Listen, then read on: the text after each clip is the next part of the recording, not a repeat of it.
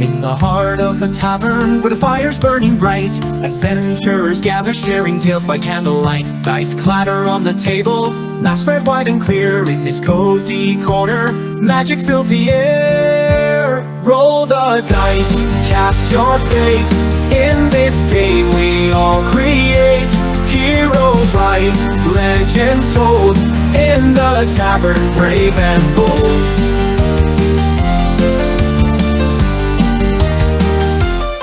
The rogues' eyes are gleaming, plotting their next move. The bard's song is weaving, setting up the groove. The fighter raises tankards to battles far and near, while the wizard conjures visions of dragons fierce and clear. Roll the dice, cast your fate. In this game we all create. Heroes rise, legends told. In the tavern, brave and bold. Though those eyes are gleaming, plotting their next move. The bard's song is weaving, setting up the groove. The fighter raises tankards to battles far and near, while the wizard conjures visions of dragons fierce and clear. Stand clear, roll the dice, cast your fate. In this game we all create. Heroes rise, legends told. In the tavern, brave and bold. Roll the dice, cast your fate. In this game we all create. Heroes rise, legends told. In the tavern, brave and bold. The paladin speaks of honor with a voice so pure and strong. The barbarian's hearty laughter echoes in our song. Together we face the darkness with courage in our hearts. In this game of Dungeons Dragons, where every story starts.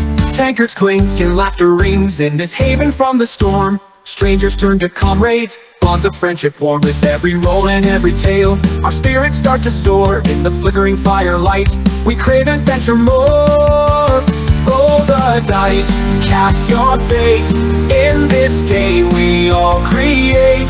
Heroes rise, legends told. In the tavern, brave and bold. Brave and bold. Brave and bold. Brave and bold. So here's to nights of wonder, where dreams and stories blend. In the tavern playing D&D with every loyal friend. Through quests and epic battles, our hearts forever yearn for the magic in the tavern, where we always return.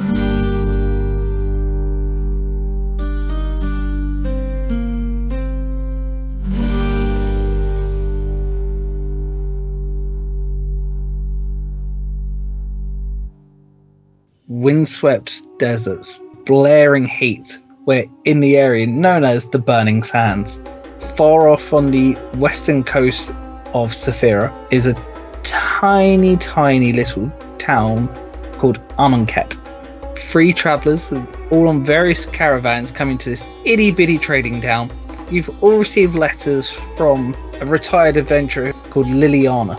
She is settled down in a pseudo-mayor-like role of Amonkhet. And we don't realise this, but they're a bit like a Nigerian prince, and they're going to give us a shit ton of money. Basically, we're all being scammed. So I said, you spent about a week each travelling across the sands by various means. I know, in that case, would all of you roll me a d6 and tell me what you get? A 2. 2, 3, 4. 4. Smug, you coming in by airship, very rudimentarily, roughly made dirigible. Dirigible? Yes, it's like a big airship. Okay. Which is rare out in these parts, especially in the sands, but Amonkhet has been known as refueling station for some of the natural gases needed to produce flight via this means. Tamsin, would you care to introduce your character? Hello. I'm Tamsin, and I play as Smug, who is a little Cheshirean cat person who tells everyone he's around 3. What that 3 means, he never explains. He's either 3 years, he's 300 years, he's 30 years. He has packed a little bag and he has run away from home because he looked into the scrying glass that his master had, and he saw his future family in there, and he was like, hell yeah, I gotta get out of this place. And he's a rogue, and he knows a little bit of magic. Anyway, that is the end of my character intro. So magical / non-magical smug. I'm in the air. I'm like a little motherfucker. You're no longer in the air. The dirigible is landing. Has Just crashed. behind where I sent the map, the landing site is just behind where it says "Sheesh, leave it alone," which is the local sheesh bar. Sheesh bar, and then this airship that's on fire. It was on fire when I wasn't on it, so who's to say? It was like that when I got here. You, of course, have got your letter, and your letter is telling you to head to the Leaky Oasis Inn, somewhere in Amonkhet. It's luckily a very small town. With that, we'll come to Kieran, because I was going with odd and even. Coming in from the south is a small little trail of camels, mostly filled up with people wanting to come to the market of Amonkhet and sell their wares. Kieran, would you care to introduce your character? Yes, everyone, I'm Mills. I play as Rick Sparks, a rock and roll bard elf, who basically he was raised religiously in a monastery by his parents, but decided to abandon that life to follow his dream of rock and roll. And basically he's been trying to get big ever since. And he's also been looking for a new father figure in his life. One that was Or a manager. Or a manager. Hang on. Can I just point out because you never told me they were based in a monastery. Have you basically done Jack Black in Tenacious D? No. No. Okay. I've never fought the devil. And even though I was like raised in a monastery, I have decided to wipe my entire mind of anything religious. That's why I'm not part monk or anything like that. Which is ironic because you're coming in from the end closest to the Temple of the Shady Palm. Hey, if you've got to go past a temple, I mean, it's just based on the road. It could be a shop for all we know. Ironically, it does not look any different than some of the shops. Yeah, so as far as I know, I'm like, must be the gift shop up here. No, this is a very basic town. This town is probably cropped up purely because it's within equal distance from a town, and there just happens to be an oasis here, and like market traders used to sit about, and before you know it, it just all popped up.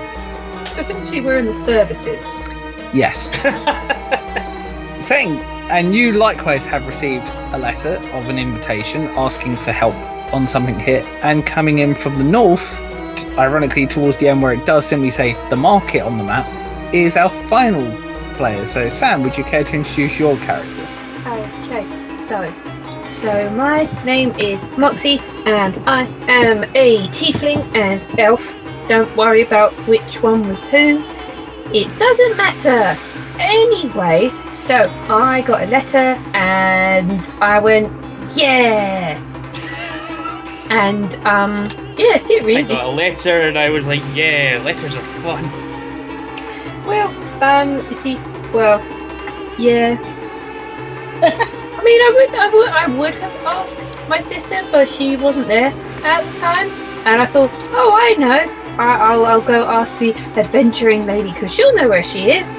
And so now I'm here. Yes, your sister, who she went out to get some sweets a couple of weeks ago and hasn't come back. So this was. She went out to get some smokes. and some candy cigarettes. But no, you. So all of you heading towards the Leaky Oasis Inn to meet Liliana, who is a retired adventurer. You've all arrived in town, but of course you don't exactly have a map and you don't know. Probably the only person from where they can see coming in is Moxie, who can see where it says just off to your right is the Leaky Oasis Inn. Smug, you've probably walked into the Here's a main question, the Leaky Oasis Inn, does it look run down? To be honest, nothing here looks new. It's all very battered, beaten, probably by the elements. So is there any part of the sign missing, like say Oasis is like missing on it, so it's just the Leaky Inn? No. Which is probably what the moon. That's probably going to end up what the rooms look like. It's like there's been like leaks here. Because none of the buildings have actually any signage. It's literally chalkboard placards. Well, like outside. Yeah, Stuff. and they're usually bolted down quite severely due to the sands and the fact of high winds, because you're in a very vast desert area, and this is one of the few places there's water. So they just want anything that can be picked up and stored away. Going down the main street, there are vast fabrics going from one side of the street to the other, because there is just one main street, just to try and provide as much shelter as possible. And there's like a bunch of places that don't have a sign apart from one, and it's Costco. There are a couple. You do see a sign for the Sheesh, leave it out. You do see one for the Sandy Crevice store. You do see a couple more for a few various other little things. Like there's one for a little food place, and then there is one for a large There's thing. one for the local Asda. Yeah, there is a large sign for the local Necromart, which does sell various magical goods and is known to buy them as well. Some adventurers have made money by finding specific things, or finding things and selling them to Necromart. And so, Right, yeah, what would Necromart, right, here's one thing, Graham, right? How would, that of course sounds like a really dodgy place. How would they sell their business? I want you to, for all the people watching, try and do an advert of, say the person run the place, how would they sell the place, if they're doing a TV ad. the best way I can describe it is a CEX.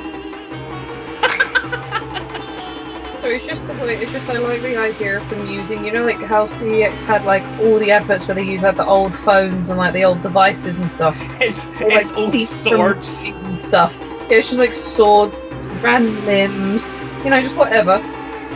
If not, I just imagine a very, very quick and to the point advert, which is, you got magical stuff you want to sell? Necromart. That's it. Even then, it's not even really them talking. It's just we have stuff, and just flashes up pictures of all of it. It's one of those. It's one of those AI, those creepy AI voices. Welcome to Necromart. We got a new sword. You got a sword you don't need. Please sell it to us. I want an AI-free world. Please. So we take down Necromart. That's our first mission. Got it. Well, you haven't even found out what's going on in town yet. We don't We get even. rid of Necromart. You can try and start a fight. So yes, you have this letter of invitation. Help is needed. Well, if I can see the sign, then I just realised Moxie's going to stand out like a sore thumb. It's unbelievable. So, because obviously Moxie's white-haired, incredibly pale, red-eyed. And also with a cloak of long, silky black feathers. She fits right in here, apparently. Yeah. Right. So, seeing that the sign for the tavern matches the name in the letter, she's going to sort of fold out her letter, look at it, look at the sign, look back at the letter, look back at the sign, and then just very ungracefully push the letter back down into its folds, shove it in her pocket, and just be like, okay, and just starts walking. So you just simply start trudging straight towards the thing. Just like a proper, good day, sir, as she goes along. So you're She's heading. saying hello to the camels, I would like to point out. Camels, dogs, people, children, it's just whatever walks in front of her. She's just sort of like, good day! Whilst Mox is walking in, Almost skipping. almost skipping. We'll go with Smug because you're next in line. You've got two sets. Well, you can either go left or right, or you can. There's enough people about that you could ask for directions if you really wanted to. I think I flagged down one of the people that are walking. There's a person literally trying to lead a camel through the middle of town, various bits of cooking ware attached to this camel. He's like, "Yes, my young cat." He's like, "What can I help you with?" Hello, my good sir. I am here now. Do not panic. I have come to your small town and it will be all good. And I give him a little pat on the knee because that's all I can reach. Would you like to be my son? The man's like, That's sounding so ominous. Just patting this grown man on the knee. the man's just like, "Okay, Tamsin, can you roll me for first roll? Can you roll me insight?" The man is frightened runs away. Sammy, okay, go down. Sorry, it's just the idea. Never fear, good sir, for I am here now. Pat, pat, pat. Sorry, Doc, am I laughing too hard? You're looking at me very upset. Half an hour in. And hopefully the cat's looked at me with great disdain because I'm laughing at her. Something, and she's trying to sleep on me. My thing is an insight check, you said. 17, my good sir. 17. You can tell this man is confused and slightly uncomfortable from the small cat patting his knee. As he doesn't know what on earth you're going on about by don't worry. With the insight of 17, you can get that he's clearly just turned up in town and he's trying to get his camel through to the market. Ah, I see. A man of deep intellect. You're pondering my query. Okay. I am Sir Smug, and I take off my ridiculous fancy hat and give him a bow, and I'm like, I am looking for my wife. Can you tell me where she... Literally he's like, I don't know because I don't know your wife. I take out crude drawing of Moxie. Right, I just want to say very briefly, the character sheets we're using, there's a little chat thing. Tamsin, can you read what I've wrote there? Look, man, sometimes it doesn't want me to leave the screen. Where's the little chat? It's where normally like all the DM stuff is. I can name my favourite dice, though. Because I've got it on my computer, it's on my left side of the screen. I've got it on my phone, Kieran. Like, I have no idea what the hell you're talking about. I know, so the gentleman's more just curious, like, is she like you? And pointing to, like, your height. I gesture at the picture I've drawn of Moxie. What Kieran's written is, the man is now moving away from town. Thank you, Smug. Smug, possible prince, possible new dad. He's just asking, like, is she like you? Wait, and you pulled out a picture. What sort of picture was it? It was a crude drawing. Think of a 3-year-old's drawing of a person. Okay, hang on. In that case, I'm going to have to roll his insight. I want to see this picture. Well, I've rolled a 7 and he's got +0. He's like, she's very pretty. Look at her, he's like, I haven't, but I mean, most people around here tend to go towards the market. Did she go out to buy you food or? Well, you see, we've run into a bit of my problem, my good sir. We haven't met yet. But don't worry, love will conquer all. And I, gesture my dagger, in a victorious pose, and then I start running in the direction of the market. He just watches you go, and he's just like, married to a woman he's never met. I really should go out east. So he just starts dragging the camel in the same direction you're heading. I will say that you are running down, and you do start to see coming up on your left is the Leaky Oasis Inn. Leading over to Rick. As I said, you've entered in from the south end of town. The good news is, from where you are, you know it is further into town. You just don't. Am I in a wagon being pulled by camels? You are, yes. Right, can I just be laying down, looking up at the sky, and just strumming just jamming out randomly on my guitar, hoping people will throw coins in as if I'm busking. Yeah, roll a performance check. What's my performance? That's either a good ha-ha That's or a bad. 3 plus 6. That's 9. Oh yeah, the Hufflepuff dice at first. Yeah, twanging away on your electric lute. It's too hot, so I'm a little bit rusty. Well, also the trouble is a lot of people out here aren't used to it, so they're not too sure what to make of it. I'm getting tomatoes though.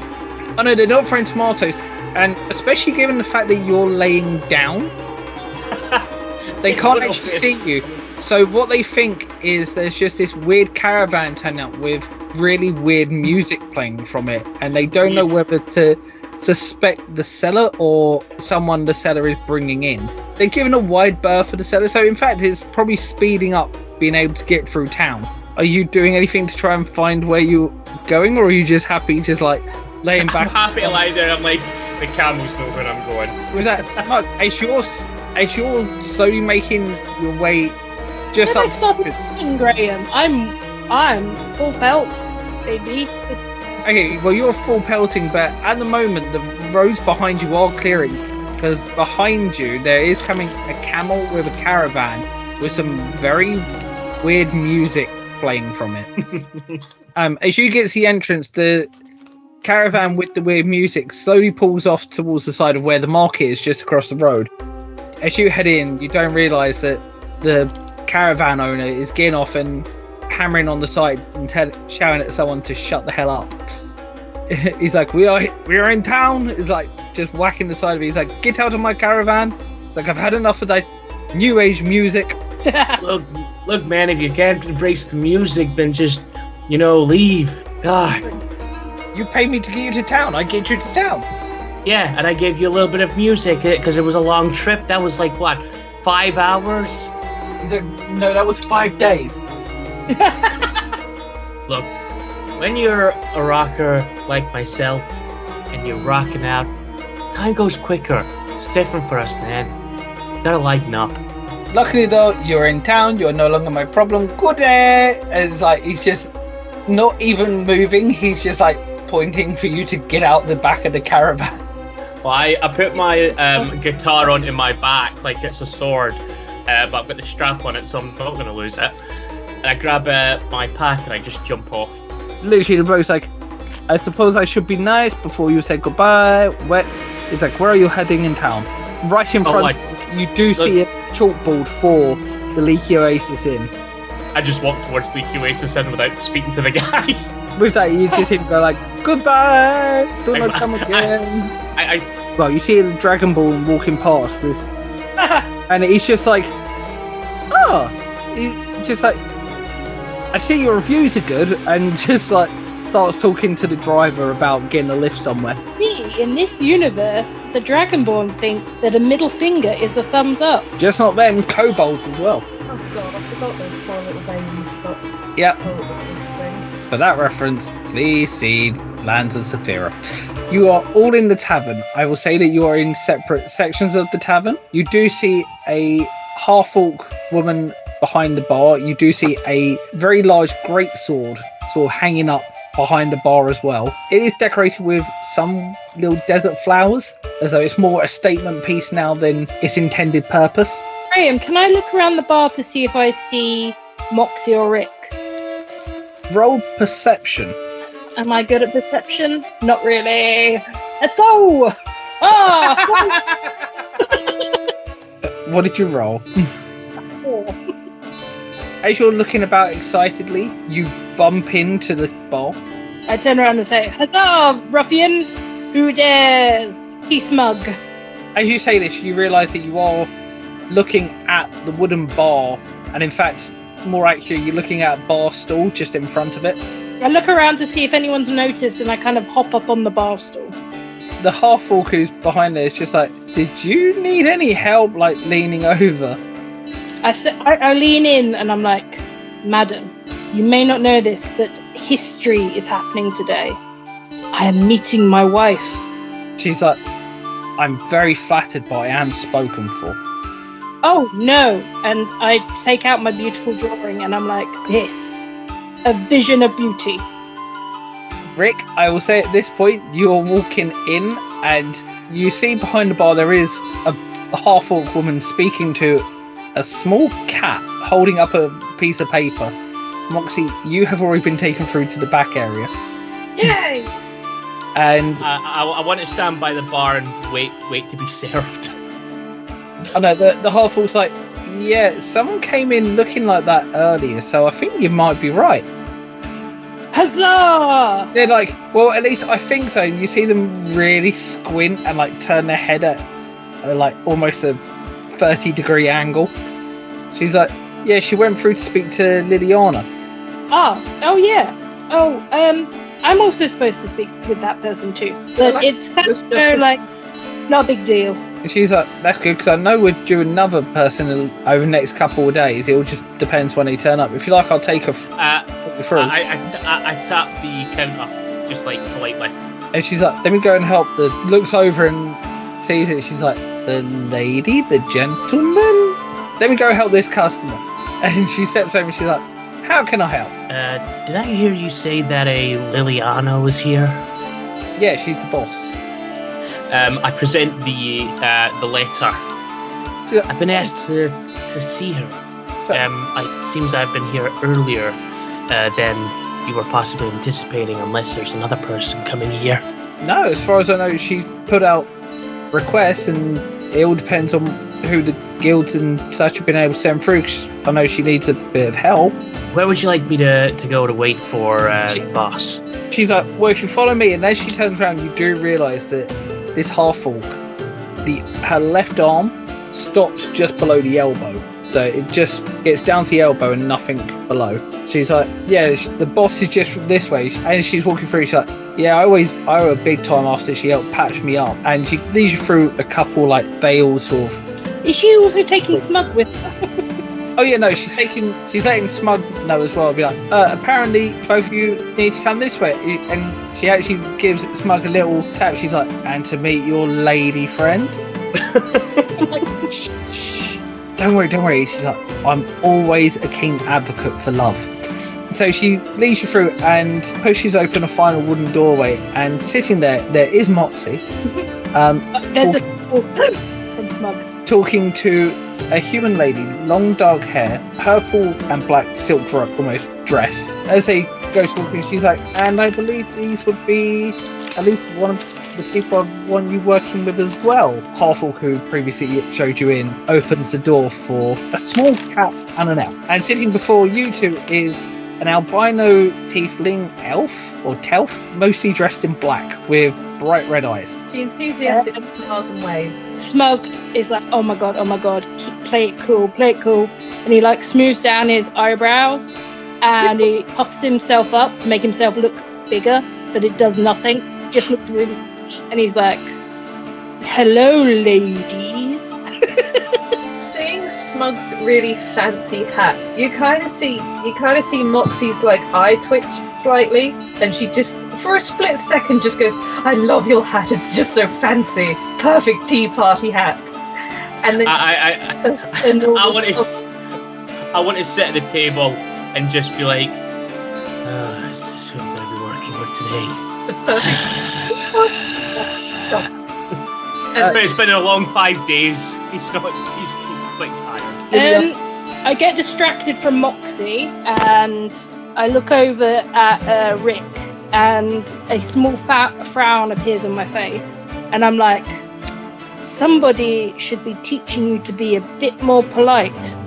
Don't you have a father that would teach you that? Please do not mention my father. Moxie going back to her normal self, she just sticks her hand up. She said, I have a dad and a mum and a sister, and we all love each other very much. And we have a doggy and a kitty and a goldfish called Bubbles. Literally, you know, like how kids when they keep telling you a story and they keep pausing like they've just given you the longest sentence in the world, and it just goes off on a complete tangent. This is Moxie normally. And she just kind of also have a teddy bear. I call them Cuddles. Yeah, no, genuinely. She'll reach in, she'll just go, and this is my super best friend, and out comes this like really kind of ragged, like it's been travelled well with, like tiny little white rabbit doll that she's just pulled out. Right, all I wanted to say is I hope, like, because Smug wants to marry Moxie, I hope Moxie's old enough, otherwise we might need Chris Hansen here. Oh no, she's old enough physically. For the most part, she's there. Mentally, she's not here. Mentally, she's mostly there. Just for the most part, she does come across as quite childish. Smug very politely takes the white rabbit hand and says, how do you do? It is proper gentleman. And she just very discreetly tucks it back away very nicely. And you can always see her like really want to pick Smug up like a toy, because she's just like, you see her hands like almost outwardly stretched to try and pick you up, but she doesn't know how to ask. He's like, do you know what would make you feel happier? Pet the cat. So quite literally, she just picks you up from under the armpits, sits you on her lap, so like you're facing forward at the table, and she just like pets just the side of your head and your face. Right. I want to roll a performance check, because I want to start showing my guitar and see if I actually get a romantic sounding tune coming out of my guitar for these two. Okay, roll for performance. That is a 4 + 6, that's 10. Because it's a very non-traditional instrument, You can tell the bass notes are there, but just it's not working for the mood. Do you know what I'm getting? You know, Scuttle from The Little Mermaid, when he's like, do you know what this means? Ambiance. Okay. All right, this calls for a little vocal romantic stimulation. Stand back. Sitting there across.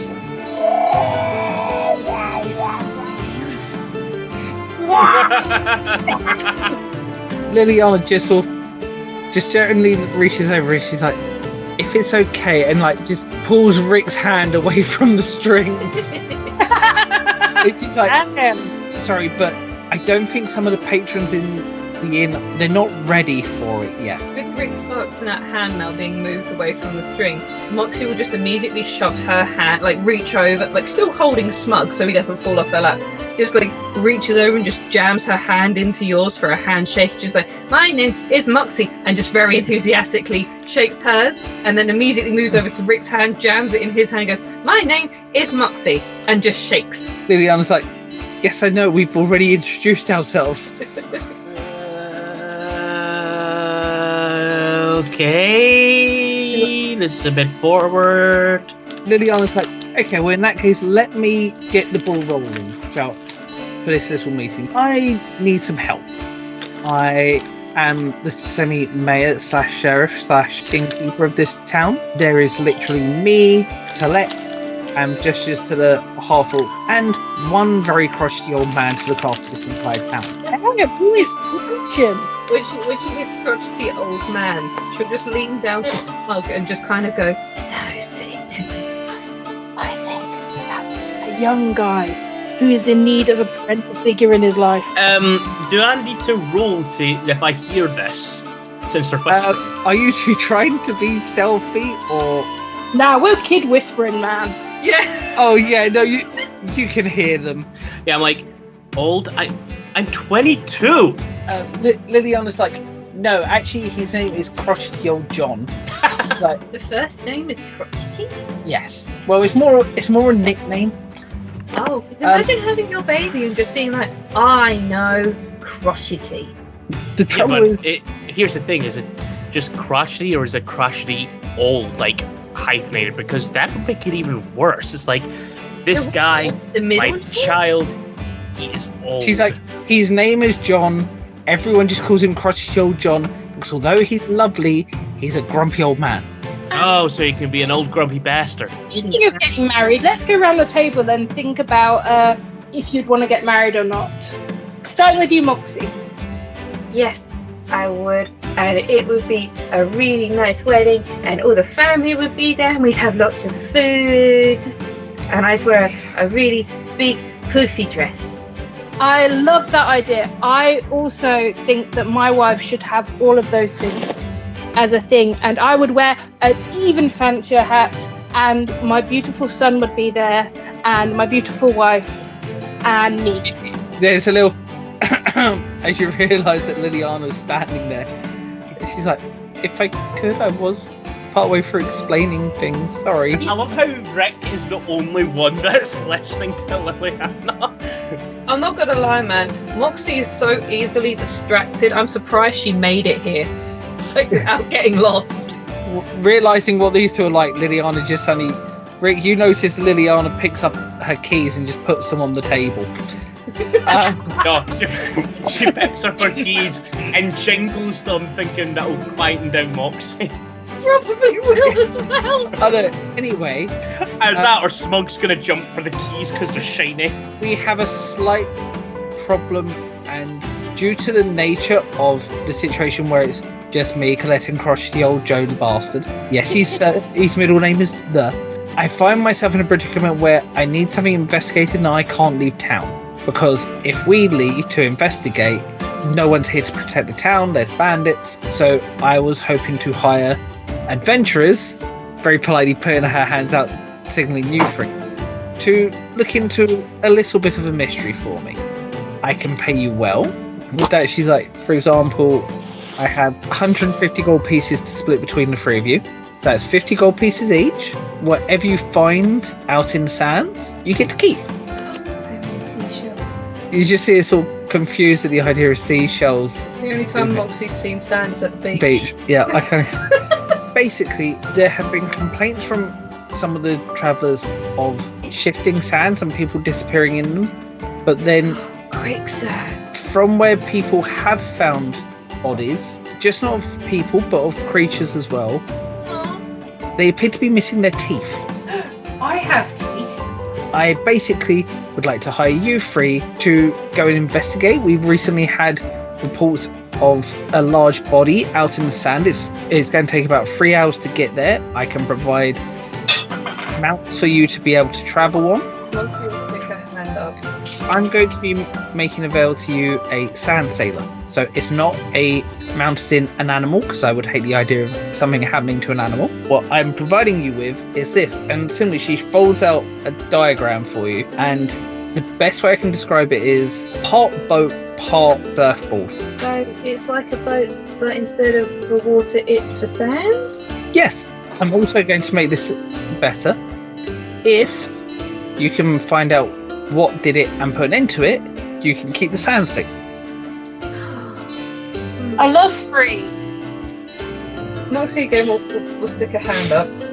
So is it just the teeth that have gone missing?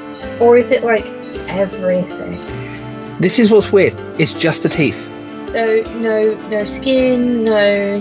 All there, as much as will stay there with carrion feeders in things. The body they came across was a large snake that had its teeth missing.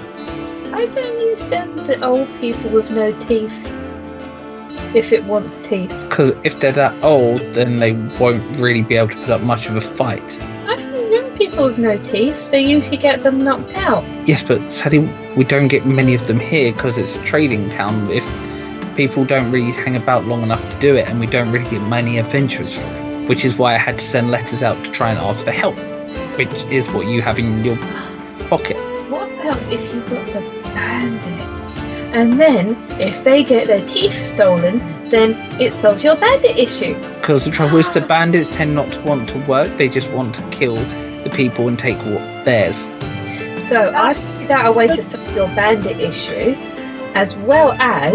However, the bandits won't do it, because if they find out we have, say, 150 gold pieces to pay them, what they will do is try and kill the people who are currently got the money to make it easier for them. I just help them out in the desert. They really won't believe us, given how many of them we've probably executed for crimes. And also that there have been some where they've actually been beat and stolen animals. So what I'm hearing is, if we find the bandits, feed them to the thing that steals the teeth. You could trying to find the bandits, but then also you're going to need to know what's stealing the teeth so you can feed the bandits to it. I'm sure we'll soon find out. We just throw the bandits out and wait. It's like fishing.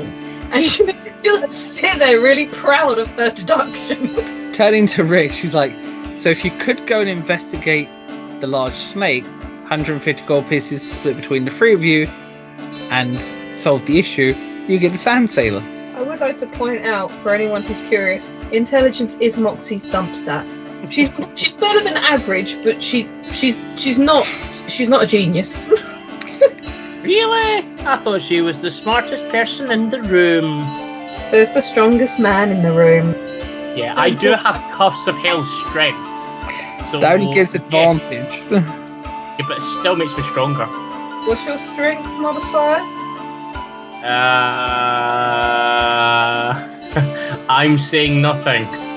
Because it's +0. Your strength is 11. Great, this is brilliant. Which is why I was quite funny that the fact you rolled for an item that gave you advantage on strength checks. Because you're going to need him. The irony is he was one away from dex checks.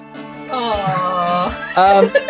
So there you go. You've had a job offer to go and find out what's the stolen teeth for creatures in the sands a couple of hours away. Let's go find the weird tooth fairy. Because I'm guessing it doesn't pay for teeth.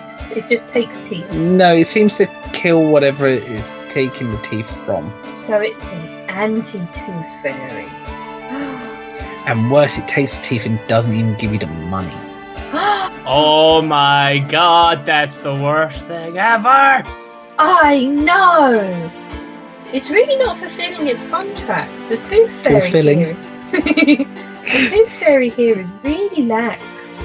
Maybe we should... Do you think that there's like one overarching Tooth Fairy and then like there's loads of little Tooth Fairies that goes on and like does the Tooth Fairy's job in other places and then bring back all the teeth and then that's how they get paid and then they pay the children? Or... This is sounding like a very bizarre pyramid scheme, and you just see Liliana's like, why does the Tooth Fairy now need a pyramid scheme? they're making pyramids out of teeth? Maybe.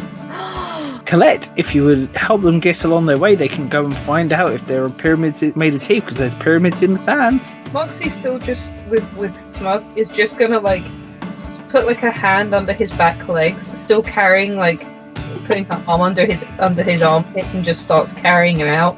But she swings them slowly from side to side as well. She'll swing him slightly as she sways herself. As we go past the bar person, I give her a thumbs up. You see her give you a thumbs up as well, back like going, yes. Yes, I'm getting a bonus. Liliana's all come up and just sort of like tied up to Colette as well, and just give them the Sand Sailor and Birth Free, please. And she gives her like the keys to unlock the Sand Sailor. You're taken out behind the leaky Oasis Inn, and there is a very nice Sand Sailor, plenty enough space for all of you. The sail has been patched work several times. Question: Colette's like, yeah? do we need a license for this thing? No. Luckily, Oh, good. luckily there's not many things out Good, there. because I have failed my driver's license like 11 to 7 times. The only thing I would recommend is probably having someone either strong or sort of quite dexterous, like ready to steer it just in case. Okie dokie. She pulls out a map for you. Marked on it, a small little distance away, off to the southwest, is a little area with circle drawn round edge. This is where the travellers were coming from, and they said they saw the skeleton around here, or like the body around here. So I'd probably start searching there, then outwards. Okie dokie. Does it come with goggles? Yes, and literally she lifts up the seat, and there is about 5 pairs of goggles. I would probably recommend these as well, and gives you a little scarf to go over your mouth. I had a crash in these, and yeah, you don't want a mouthful of sand. No, thank you. It's worse when it gets in your sandwich. Can't say I've tried putting sand in a sandwich. I didn't try either, it just got there. And then a seagull took it. At least the seagull got fed. She'll just like gently plop Smug onto the seat and everything, and then you'll just see her kind of reach into like her pocket that she keeps the rabbit doll in, and then just in a little bag she pulls out like a little wardrobe for the rabbit, and she puts on like a pair of swimming goggles, and then just makeshifts a scarf quickly and just pops it back in the pocket, puts the wardrobe away, and then looks at Smug and just sort of goes, "Do you need help putting yours on with your fancy hat?" I do, because I've only got very small fingers. So Moxie will start adjusting all of Smug's things, making sure it's not too tight. Okay. Colette comes over and gives Rick a scarf and a pair of goggles as well, and she's like, something tells me you're the brains of this operation. Right, let me just say, I am flattered. Please reconsider. Just let me put it out there. I'm a big fan of gloves. Make sure they come back. I kind of like the little guy. And just slams the goggles and the mask in your hand with her one good arm. Is a proper... The best way I can describe it is, you know that moment in The Predator where you got Arnold Schwarzenegger and Carl Weathers? Dylan! You son of a bitch. Make sure they come back. Before you go, So, yes. so I know that there's people out there that like make pieces for people who don't have parts of them anymore. Is there anything that you're missing for someone to be able to make it? Because if it's something we can find in the desert, then I can go look for Well, it. trouble is, Liliana had to do some very radical things to do it, so Can magic people not bring it? can if I find a good enough healer, but druids around here are very far and few between. Yeah, because they need grass, don't they? I think the last time we saw a druid, if I remember crusty old Joe's stories around here, was about 100 years ago. I've heard terrible stories about druids. They can take away your eyes. Why would they want to take your eyes? I don't know. I just heard it from a very reliable source. She's like, but then again, there's something out there taking teeth, so teeth, eyes. I was just about to say that. It could be an evil druid. God, like, this is insane. I mean, at first they kick tieflings out of the grove, now they possibly steal, now they eat your eyes. I mean, what's next? Just fucking druids. Like, spits on the floor and she's like, still, as long as we got necromancers, and I just starts walking back towards walks off back into the tavern, leaving you free to work out who's going to steer the ship. So he said someone strong or someone Dexterous. So flexible. you're going to need either, if you're going to try and just brute force your way through, you're going to need strength. If you're going to try and agile and deal with winds, you are going to have someone dexterous. Does anyone want to drive? I can give it a go. I have driven since I was born. I have driven over 250 vehicles in my lifetime. Smug. I'm sure you're a great guy, but I wouldn't trust you with a tractor. Rude, first of all. You need certainly a good parental figure in your life to say even a manager to keep you on the straight and narrow. When Smug mentions manager, my ears perk up, as I have been searching for a manager. I see that and I'm like, a strong, manager who would take care of you and do dad manager things. And my ears stop perking up because you said the word dad. Dad manager, dad, father manager, dad. I'm no longer listening. I think Smug down with his hands and he's like, I'll get him one day. And I look at Moxie and I'm like, you are a proud, independent woman who needs no man, but would you like me to drive? I mean you can do. I could drive if you want. Or we could take turns. Look, I think I'd rather drive. I'm sure I can get past these strong winds. Okay. Okay, but I will just be over your shoulder just to make sure you're doing it right. No, please don't, because you might cause me to crash. And I'd rather not die out of here. It's too warm, and I'm tired. Very tired. I look you dead in the eyes and I'm like, I won't let you die, son. I'm now worried. You're tired. You should pull over. What is this? Some sort of if you're tired, do not drive advert. Who's driving? I'm driving. In that case, would you roll me either strength or dexterity to see how well this goes, then also roll me a survival to see how well you're navigating in the sands? I don't know whether it helps or it hinders him, but Oh no! That sounds like a one. It is. Go on. I know, because I've got +3 dexterity, but that's a nat 1. You know what I love? It's going to be... He gets it moving, but it is so slow that you realise you're actually going backwards. Can I try?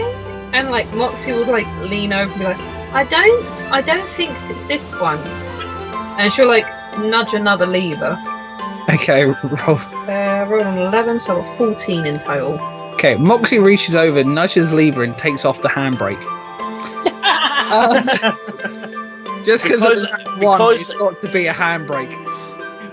Where Rick is so embarrassed, he gets out of the driver's seat and puts Smug in front instead. Okay, in that case, if Smug is driving, Tamsin, Smug, would you roll me a survival check?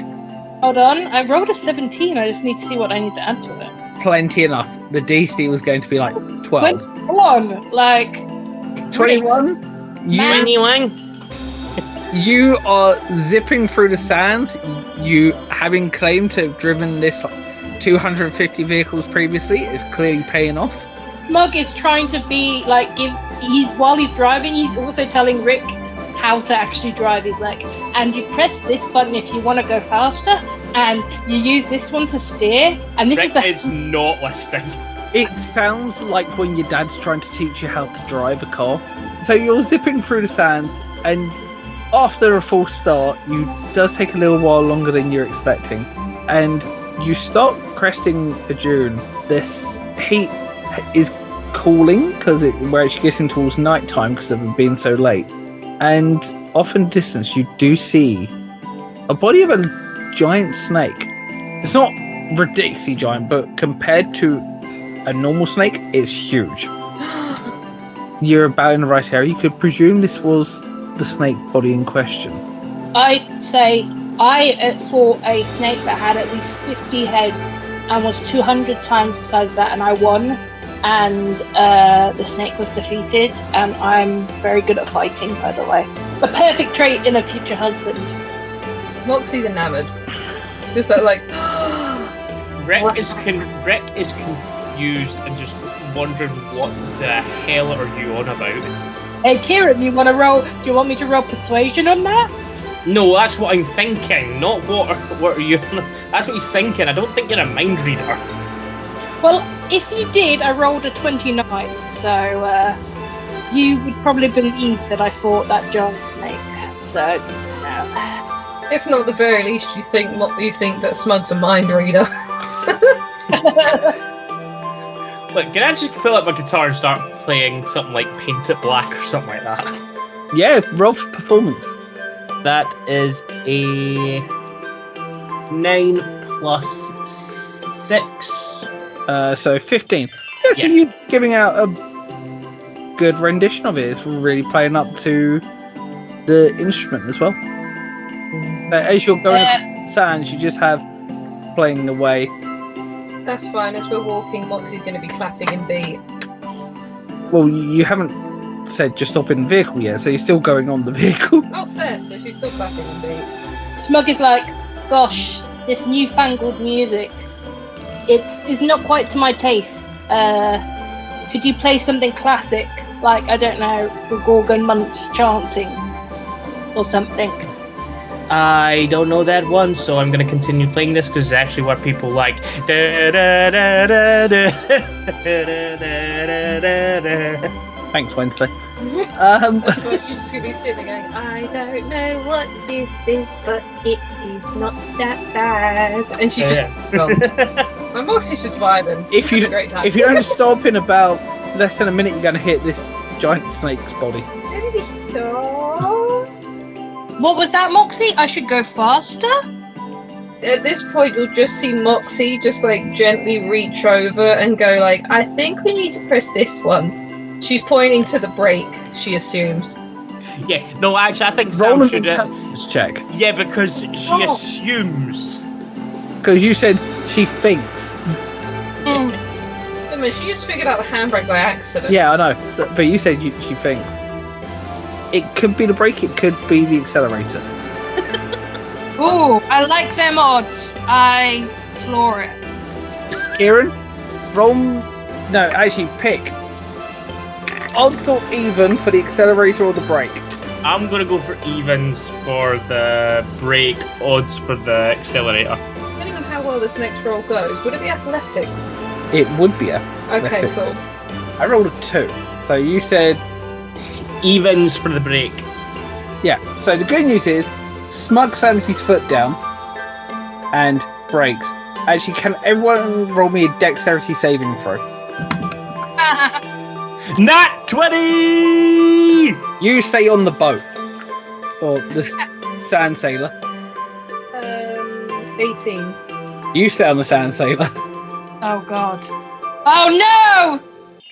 Can I give Smug advantage if like Moxie held on? Well, Smug also does have a hero point he can spend.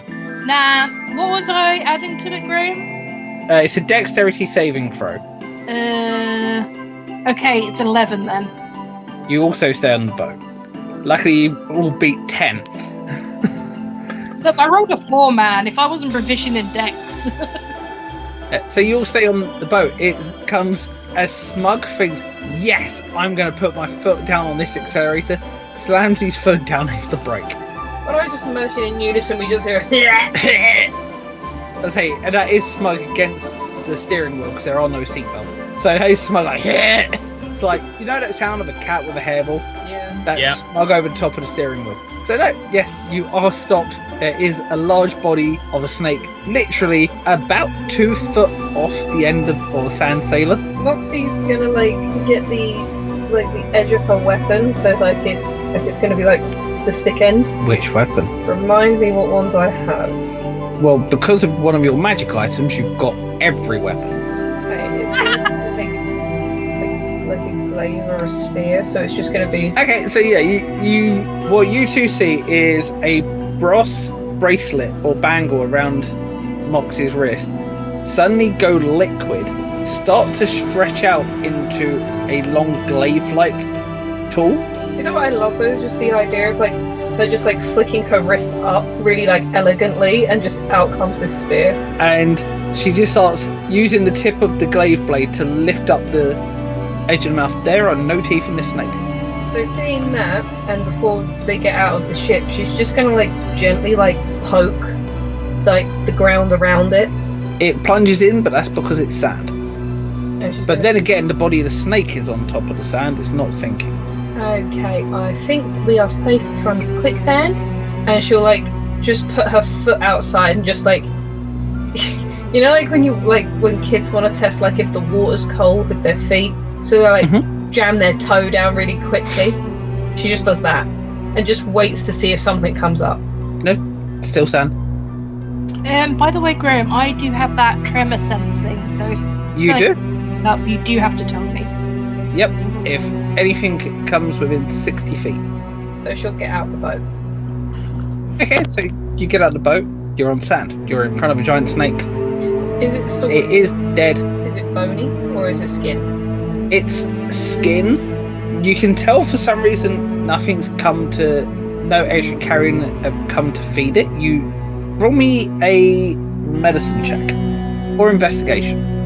Yeah, I'm gonna want the medicine. Oh, thank God. I rolled a 19 and I got a +2. Genuinely. So with a 21, for a minute I thought it was gonna be a 1. So with that, this you could presume this is the snake. There does seem to be some weird marking around the gum line where the teeth were. Weird enough, no birds or carrion have come to desecrate the body. But what you do realise very clearly is you've approached it from its left-hand side. On its right-hand side, there are some gouges inside of it. And with that, I will say that around one of the edges, you do find some fur. Moxie seeing this will look back at everyone on the boat being like, does anyone have a monster or wildlife book? No, no one does. Is there any chance that I could roll a nature check You just to see if I know anything off that book? You can, well, of the book, or you can do a nature check to see if you may be able to recognise the fur. Right, I'll roll that. Yeah, Moxie can point out the fur and the gouges and the That is a 17 plus 5, 22. With that, you realise that through your travellings and appearances at shows, you've seen this sort of fur before, and probably something that matches the sort of damage done to this snake, which is weird because it shouldn't be in a desert. This isn't right. Guys, whatever's attacked this snake, it's not native to here at all. It's a large ape. It's a large primate. And for you, Moxie, basically big monkey. Because she almost looked like she was understanding, and then the minute you dumbed it down, you can see she proper understood what you're talking about. Because she's really confused as to why it's in the desert, and then she'll go over to the teeth, like, well, where the teeth should be, and she's like, because also there's these really weird markings, and she'll show you those as well. Just sort of now looking at you like you're gonna know the answer, or looking at Smug like he's smart. Even with your 21, you don't know what's caused that damage around the gun line. But what you would know, or as you're sort of gauging on marks, is the monkey came at this thing charging from that side. It's almost like it's tried to chase the snake down from the direction it was heading or coming from. I look at Mox and I say, I used to live on an island with a giant monkey. Was it a nice monkey? I look at Smug and I'm like, Smug, please, let's focus on what we're doing here. I don't think we need to learn about you living in some place with a giant monkey. We've got a job to do. I put my hands on my hips and I said, that's no way to talk to someone that's a lot older than you, young man. This is a giant snake. It was attacked by a monkey. I lived on an island with a monkey. Is this not information that is relevant? No, it isn't. Were the monkeys usually nice? He had a girlfriend and she was tiny and she was in his hand, and then one day he went away and climbed a big building and now he's dead. So he was a nice man. Okay. Yeah. So monkeys are not supposed to be bad and attacking people and stealing their teeth. No. See, it is useful information. See, Rick? This is why you should listen to your elders. So what kind of monkey? A big one. she'll look at Rick like for like a specific type of monkey. So she's like, is it a chimpanzee? Is it a gorilla? Is it an orangutan? Is it a baboon? Is it a... And she'll just start listing monkeys. She's got capuchin, gibbon, so the ones with the noses. The trouble is, all of those monkeys, giant versions of those monkeys exist. You know it's a giant monkey. The only one that I would say you can scratch off the list is the orangutan because it's not ginger. I could tell that it was an orangutan because they're gentle. A rat. And I said it's definitely not one of those because they're gentle giants and they're my friends. Okie dokie. And then she'll go back to like the gun line. And so what do the markings look like? Do they look like magic-y? Do they just look like damage? Do they look like damage, almost like something was pulled out. But it sounds like the best way I can describe it is it's just more than tooth. It almost looks like vein work around the tooth. Maybe it's poison. Maybe they poisoned him and his teeth fell out. What would I have to roll to try and work out what it could be? Or is it just a case of I don't know? To work out what it is, you'd actually have to roll history. I can try. No? So Moxie's going to go through her memory. We know it's quite a high I DC. know, there's no way I'm going to pass this. I'm not going to lie to you, Graham. I've got a +1 in history. So Moxie's going to like root through her memory of like all the stories she's been told, everything, just to see. She's really thinking. Okay. Like you know when kids really think and they've like got their like fingers on their temples, like they're trying to move something like Matilda. She's thinking real hard. Could I roll history? Yes, you can. Can I Once they can roll history. No, can I do a little dance in the background to help them remember? You can do a little dance, it will not help them remember. That's not going to work. That's a 3 + 5. No. But no, I said you know the monkey at least came from the direction where the damage was done to the thing, as though the monkey charged it down. So we got to go. Is there any footprints in the sand from this monkey? No, because it's been a couple of days. All right. So the winds here have been quite harsh, so prints have been blown away, but that's why I said that you at least know the monkey charged from that direction. So if we look at the map that we were given, is there anything like in that general area, or is it just... No, but you do know that sometimes trading caravans have gone off route in the sands because it's always shifting.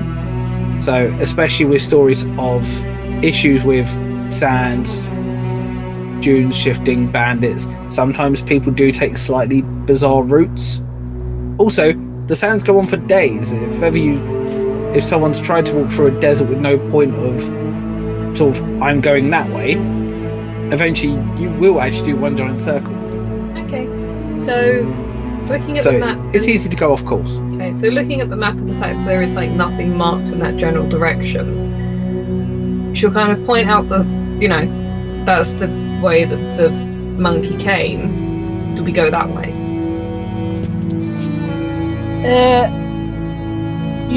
Smug would follow you to the ends of the earth. So if you suggest it to the group, I think he would agree with you. Rick nods in agreement. Okay, so you start travelling. It takes you about another half an hour travelling. I'd say you're going slower this time on the sands, just trying to keep an eye out for anything that's different in the environment. And when you're about halfway up a dune, you realise that just off to one side, where there's a bottom of another dip, you do see a couple destroyed caravans. These ones are slightly different. They've got more sort of cages on them. There are a couple torn apart human bodies. What you could probably tell from this is these are some form of either animal traders because of the type of cages are here. One of which, on the back of it, is a very large, broken open crate cage. Probably big enough to hold a large gorilla. Or a giant ape. I'm putting stuff together, guys. The other cages here are empty, so no other animals in it. It appears that wherever they were transporting, although they had other cages, they were making a special route for this ape. Are these bodies older than the snake? Just from initial glance? I'd say that they look older, but they, unlike the snake, things have torn into the bodies of these. So things like vultures, of course, have come across. Other things that have come and stolen bits and pieces of the bodies. But these would probably be, if you take into account environment, probably about within an hour or two of the snake. So why have things eaten them but not the snake? Don't know. Aha. That is the question. I turn to Moxie and Rick and I'm like, I think these were bad men. You shouldn't put a gorilla in a cage. Not nice to the gorilla. As I said, gorillas are our friends. If anyone wants, they can roll investigation on the bodies. What is my... Right, I'll give that a roll. That is a 13 plus 5, 18. With that, rummaging through what's left of the bodies, you do find a small bag stashed away on the back of one of the more complete ones. There are 3 health potions, a small bag of 15 gold pieces, and there is an envelope that has been opened. It contains a note asking for transportation of a large giant gorilla for transport across to a town for a private collector. Is there any other animals on the list? No, there is purposely with transporting just this gorilla. I will say, with the investigation being that high, you do realise that the body that you're looking through, the worst affected wound is a bite pattern of a very large fang. Does it look like the same fang from the snake? Or like the same fang from the gorilla that the snake had? You can't say for sure because the snake was missing its teeth. Yeah. But it's a different bite than what killed the snake. Okay. So your most likely explanation is the snake attacked the caravan and then the gorilla attacked the snake. And it's the circle of life. It's the circle of life, and it carries us all. You all off key. Whilst you're looking about and you're all coming together around this body, this is one bit where I will say, Tamsin, Smug does start to feel a vibration in the sand. Ah ha ha!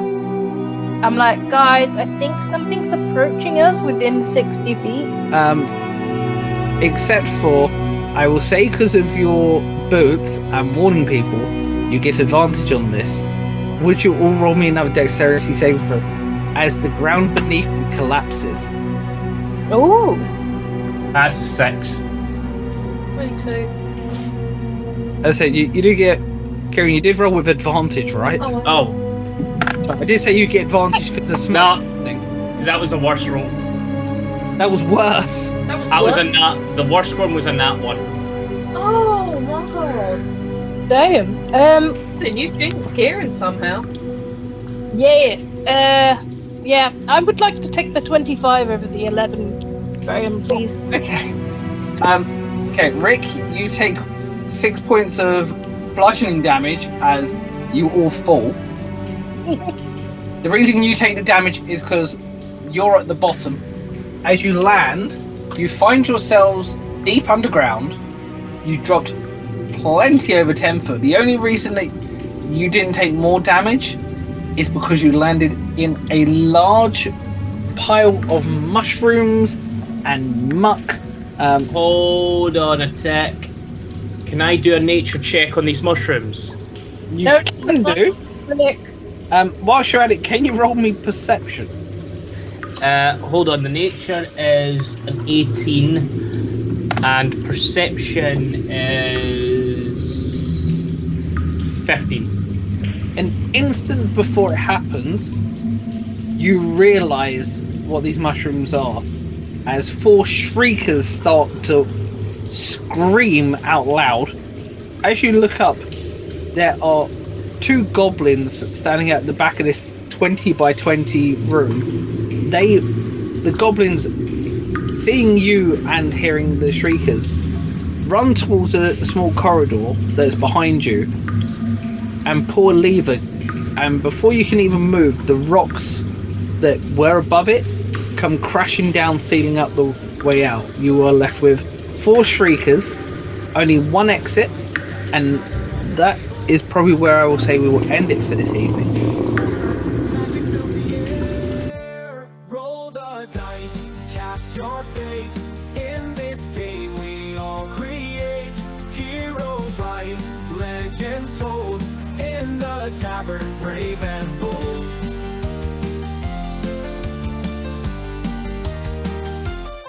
The rogue's eyes are gleaming, plotting their next move. The bard's song is weaving, setting up the groove. The fighter raises tankards to battles far and near, while the wizard conjures visions of dragons fierce and clear.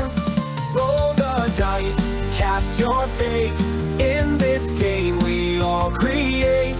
Heroes rise, legends told. In the tavern, brave and bold. Though those eyes are gleaming, plotting their next move. The bard's song is weaving, setting up the groove. The fighter raises tankards to battles far and near, while the wizard conjures visions of dragons fierce and clear.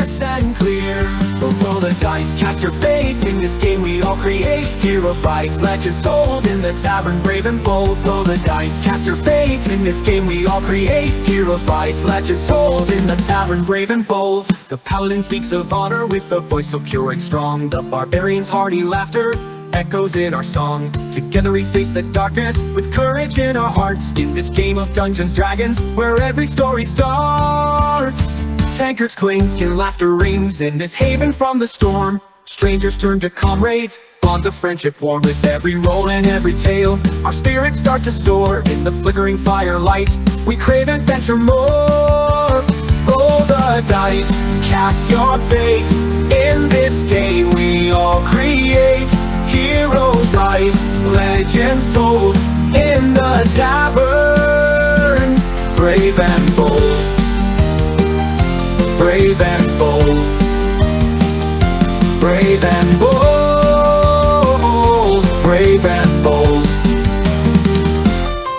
So here's to nights of wonder, where dreams and stories blend. In the tavern playing D&D with every loyal friend. Through quests and epic battles, our hearts forever yearn for the magic in the tavern, where we always return.